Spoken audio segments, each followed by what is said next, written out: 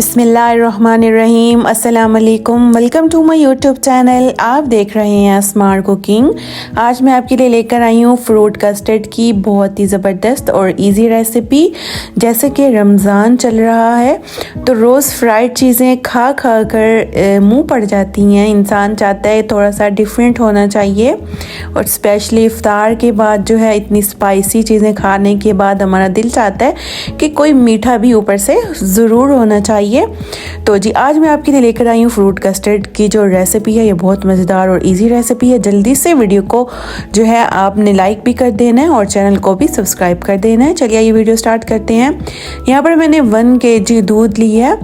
ये कच्चा दूध है, इसको हमने अच्छी तरह से पका लेना है, बॉयल दिलवाना है। और यहाँ पर मैं इलायचियों के जो है बीज ऐड कर दूँगी। पूरी इलायची हमने ऐड नहीं करनी, जस्ट मैं इसके अंदर बीज ऐड कर रही हूँ क्योंकि इससे अच्छा सा जो टेस्ट आ जाता है।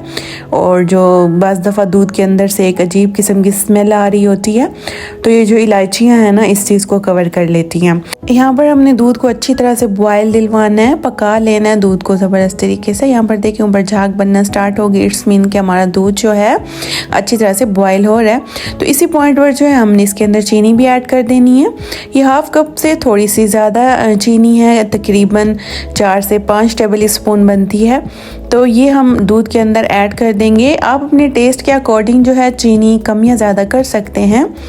तो चीनी डालने के बाद भी हमने इसको अच्छी तरह से जो है पका लेना है, कुक कर लेना है। और ये मैंने लिया मैंगो कस्टर्ड। ये मैंने थोड़े से ठंडे दूध के अंदर 2 टेबल स्पून डालकर इसका जो है एक हमने मिक्सचर रेडी कर लिया है। तो यहाँ पर मैंगो कस्टर्ड लिया, आप चाहें तो कोई भी फ्लेवर ले सकते हैं। तो ये हमने जो है दूध के अंदर ऐड करते जाना है और साथ साथ हमने चम्मच भी बराबर चलाते रहना है।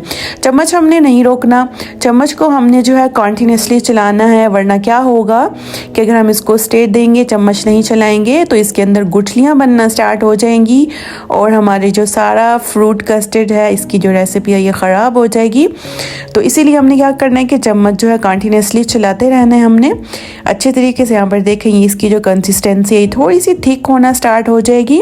आपने देख लेना है, मतलब एकदम से सारा नहीं अंडेल देना, सारा नहीं उलट देना, थोड़ा थोड़ा डाल के चम्मच चलाएं। देखें अगर आपको लग रहा है कि ये बस इतना ही थिक होना चाहिए, ज़्यादा हमने इसको थिक नहीं करना। यहाँ पर देखें माशाल्लाह जो इसकी ज़बरदस्त सी कंसिस्टेंसी थी ना परफेक्ट किस्म की, वो यहाँ पर जो है तकरीबन आ चुकी है। और हमने इसको कस्टर्ड डालने के बाद 4 से 5 मिनट तक के लिए पकाना है। और जब हम देखें कि ये अच्छी तरह से जो है गाढ़ा हो गया, जितनी हमें इसकी कंसिस्टेंसी चाहिए वो आ चुकी है, तो फिर हमने इसको क्या है ठंडा कर लेना है।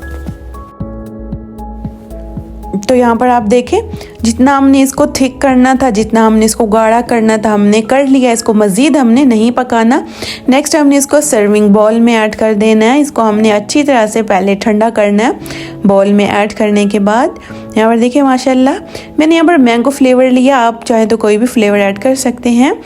तो जी यहाँ पर जो है हमारा कस्टर्ड ठंडा हो चुका है। आपने कस्टर्ड ठंडा होने के बाद इसके अंदर फ्रूट्स ऐड करने हैं। फ्रूट्स में आपके पास जो फ्रूट्स अवेलेबल हैं आप वो ऐड कर सकते हैं।